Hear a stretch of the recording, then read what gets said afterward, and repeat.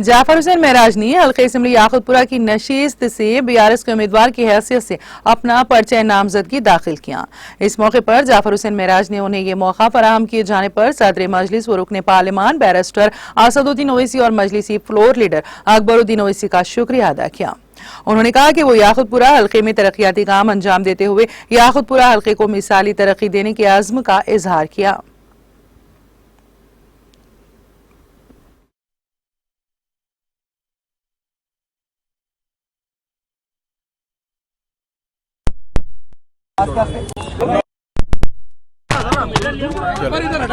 ठीक है, चलिए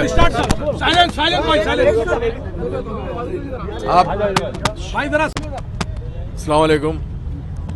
अल्हम्दुलिल्लाह, अल्लाह का शुक्र है कि मैंने अभी बहैसियत याकुतपुरा कैंडिडेट अपना नॉमिनेशन पेपर दाखिल करके आया हूँ।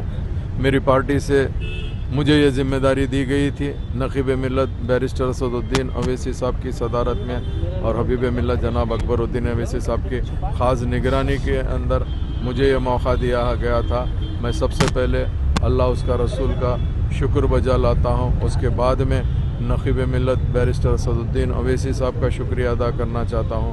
हबीब मिल्लत जनाब अकबरुद्दीन ओवैसी साहब का शुक्रिया अदा करना चाहता हूँ। उसके साथ साथ मजलिस इत्तेहादुल मुस्लिमीन के तमाम याकुतपुरे के कारपोरेटर्स, नुमाइंदा कारपोरेटर्स, साबिक़ा कारपोरेटर, साबिक़ा नुमाइंदा कारपोरेटर, इन सब के साथ साथ मेरे मोहसिन, मेरे भाई जनाब सैयद अहमद पाशा क़ादरी साहब, रुकन असम्बली याकुतपुरा, मोतमद उमूमी मजलिस इत्तेहादुल मुस्लिमीन, उनका शुक्रिया अदा करना चाहता हूँ।